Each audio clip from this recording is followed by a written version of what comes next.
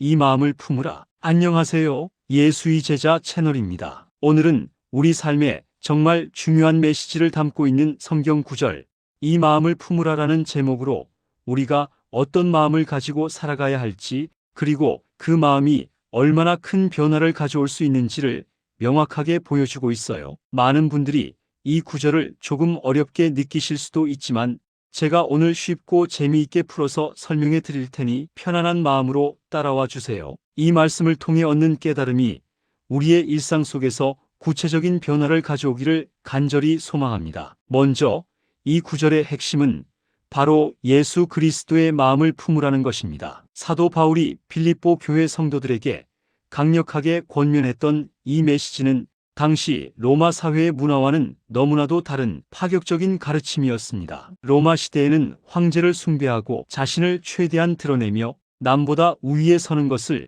미덕으로 여기는 분위기가 만연했습니다. 권력과 명예, 그리고 자기 중심적인 사고방식이 사회 전반에 퍼져 있었죠. 하지만 바울은 이러한 세속적인 가치관에 맞서 예수님을 본받아 자신을 낮추고 겸손하며 다른 사람을 더 귀하게 여기는 마음을 가지라고 가르쳤습니다. 예수님께서 어떤 마음을 가지셨기에 우리가 그 마음을 품어야 하는지, 그리고 그것이 우리의 삶에 어떤 의미가 있는지를 이제부터 하나씩 자세히 살펴볼까요? 빌립보서 2장 6절부터 8절까지는 예수님의 겸손과 자기 비움에 대해 깊이 있는 진리를 이야기하고 있습니다. 그는 근본 하나님의 본체시나 하나님과 동등됨을 취할 것으로 여기지 아니하시고 오히려 자기를 비워 종의 형체를 가지사 사람들과 같이 되셨고 사람의 모양으로 나타나사 자기를 낮추시고 죽기까지 복종하셨으니 곧 십자가에 죽으심이라. 이 구절은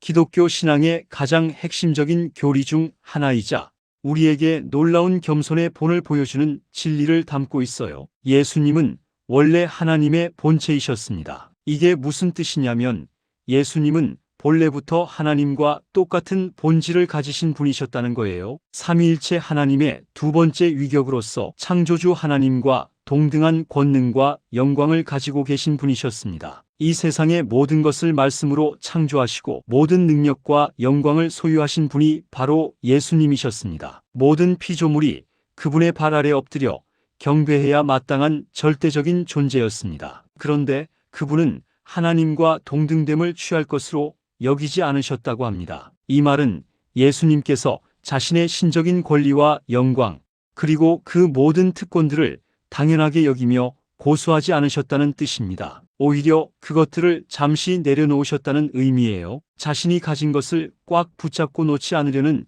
인간적인 본성과는 완전히 다른 모습을 보여주신 것이죠. 그리고 더 나아가 오히려 자기를 비워 종의 형체를 가지사 사람들과 같이 되셨고라고 말씀하십니다. 여기서 자기를 비웠다는 것은 헬라어로 케노시스라는 단어에서 유래한 것으로 예수님의 신성을 버렸다는 뜻이 아닙니다. 예수님은 여전히 완전한 하나님이셨지만 하나님으로서 누릴 수 있는 모든 외적인 영광과 권능, 그리고 특권들을 스스로 포기하고 가장 낮은 모습인 종의 형체를 취하셨다는 뜻이에요. 이것은 정말 상상하기 어려운 겸손입니다. 만약 우리가 엄청난 부와 권력을 가지고 있다면 그것들을 포기하고 가장 낮은 자리, 즉 사회에서 가장 미천한 존재로 여겨지는 종의 모습으로 내려오기가 얼마나 어려울까요? 아마 누구도 선뜻 그렇게 하려 하지 않을 것입니다. 하지만 예수님은 기꺼이 그렇게 하셨습니다. 가장 연약하고 보잘것없는 인간의 모습으로,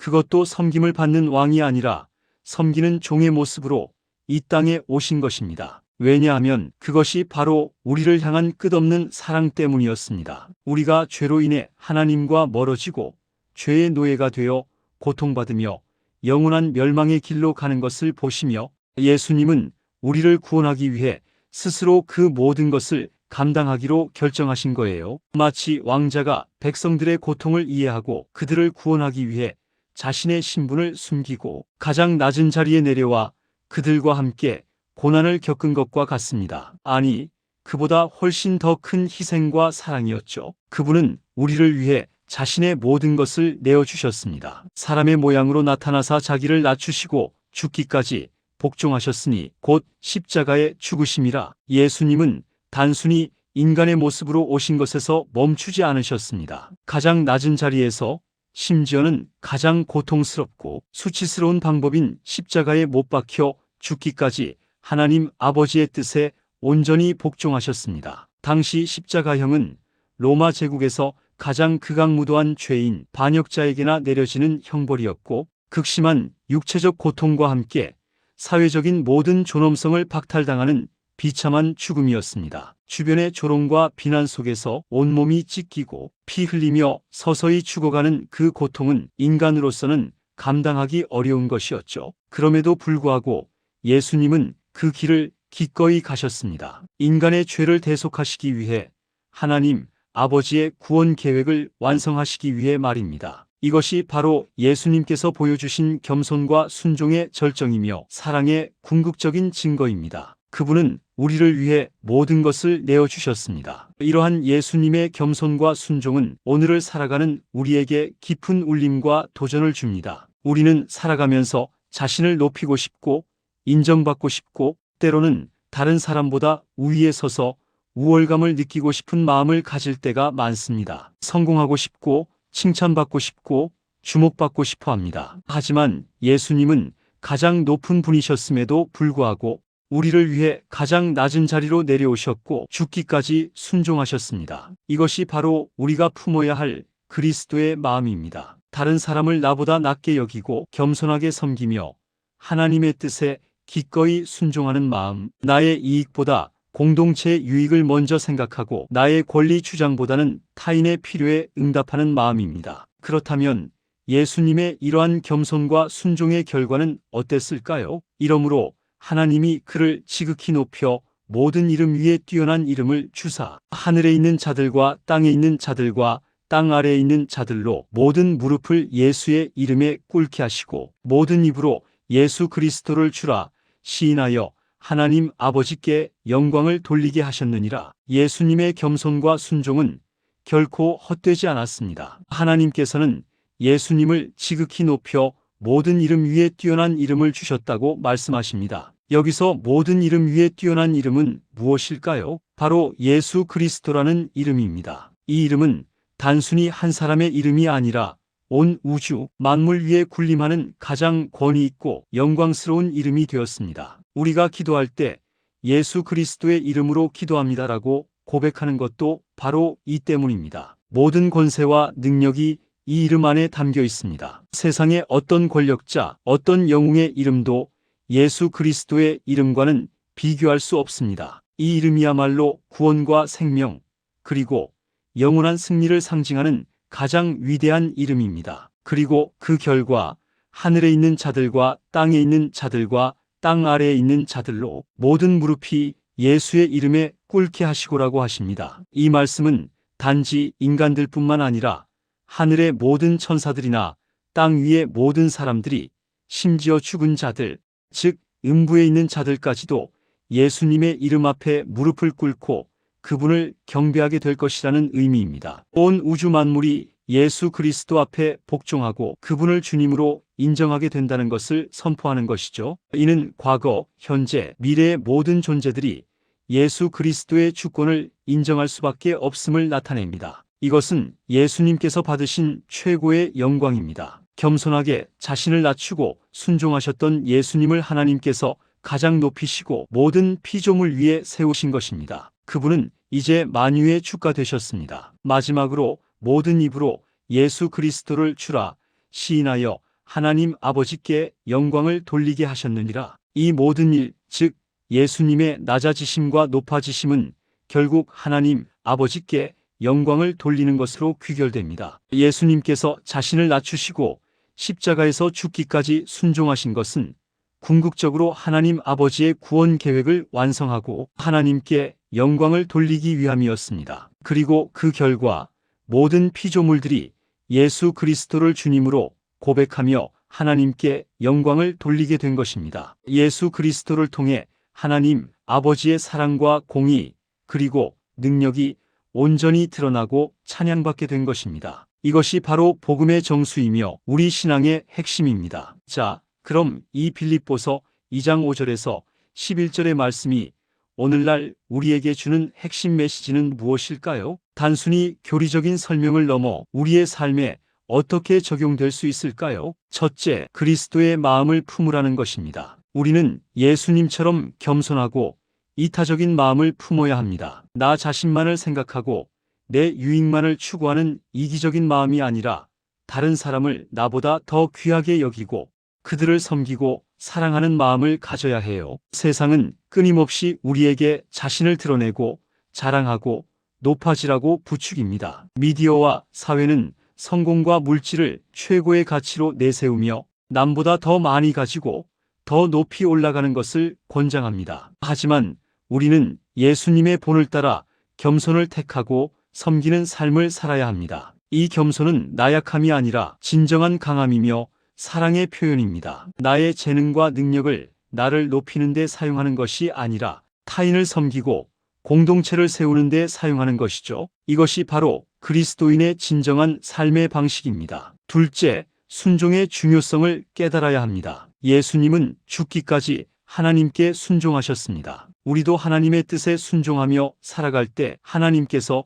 우리를 높여주실 것입니다. 우리가 어떤 상황에 처하든 하나님의 말씀에 귀 기울이고 그 뜻에 순종하는 것이 얼마나 중요한지 깨닫게 됩니다. 때로는 우리가 이해하기 어렵고 우리의 상식이나 감정으로는 받아들이기 힘든 상황 속에서도 하나님의 말씀과 계획을 신뢰하고 순종할 때 그 순종을 통해 하나님께서 우리를 사용하시고 영광을 받으신다는 것을 믿어야 합니다. 이 순종은 맹목적인 복종이 아니라 사랑과 신뢰에 기반한 자발적인 헌신입니다. 셋째, 예수 그리스도의 주 되심을 항상 기억해야 합니다. 예수 그리스도는 온 세상의 주인이십니다. 우리는 그분께 경배하고 순종하며 그분의 이름으로 하나님께 영광을 돌려야 합니다. 우리의 삶의 모든 영역에서 예수님을 주인으로 모시고 그분의 다스림을 받는 것이 중요합니다. 나의 생각과 계획이 아니라 예수님의 뜻이 내 삶의 중심이 되도록 해야 합니다. 우리가 예수님을 진정한 주님으로 고백하고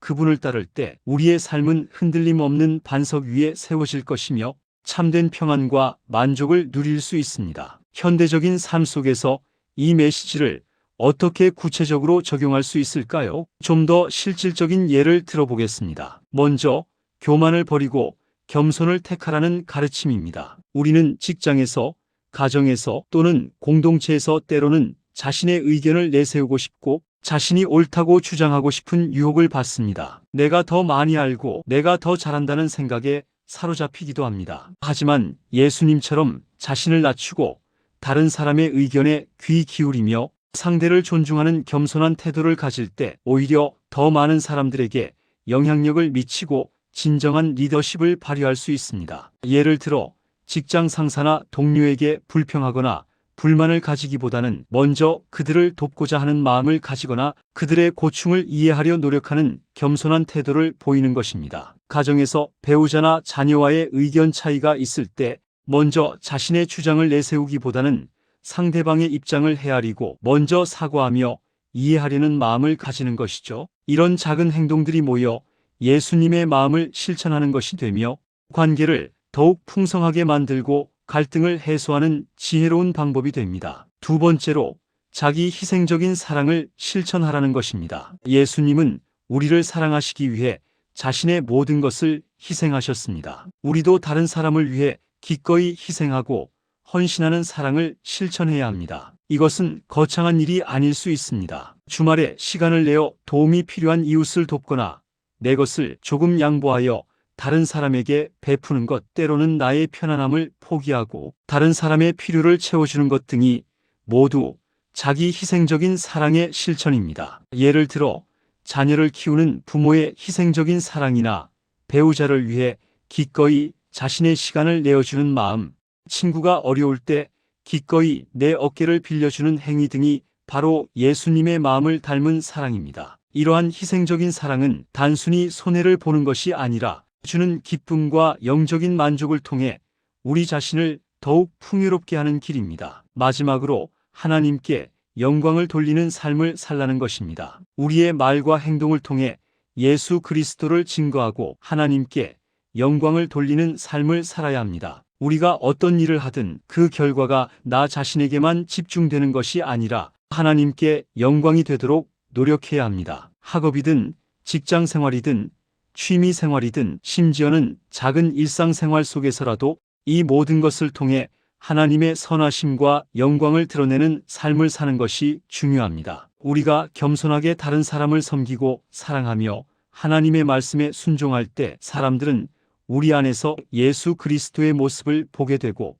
결국 그들을 통해 하나님께 영광을 돌리게 될 것입니다. 이는 우리가 세상의 빛과 소금으로서의 역할을 감당하는 것이기도 합니다. 우리에게 예수님께서 보여주신 가장 위대한 모범을 제시합니다. 이 말씀은 단순히 어렵고 난해한 신학적인 구절이 아니라 오늘날 우리가 어떻게 살아가야 할지, 어떤 마음을 품어야 할지에 대한 명확하고 실천적인 지침을 제공합니다. 예수님처럼 겸손하게 자신을 낮추고 다른 사람을 섬기며 하나님의 뜻에 온전히 순종할 때 하나님께서는 우리를 통해 놀라운 일들을 이루시고 결국 우리를 높여주실 것입니다. 이 진리를 믿고 따르는 것이야말로 참된 그리스도인의 삶입니다. 사랑하는 여러분, 오늘 하루 그리고 앞으로의 삶 속에서 이 마음을 품으라는 빌립보서의 메시지를 항상 기억하고 실천하며 살아갈 수 있기를 간절히 바랍니다. 예수 그리스도의 겸손과 사랑 그리고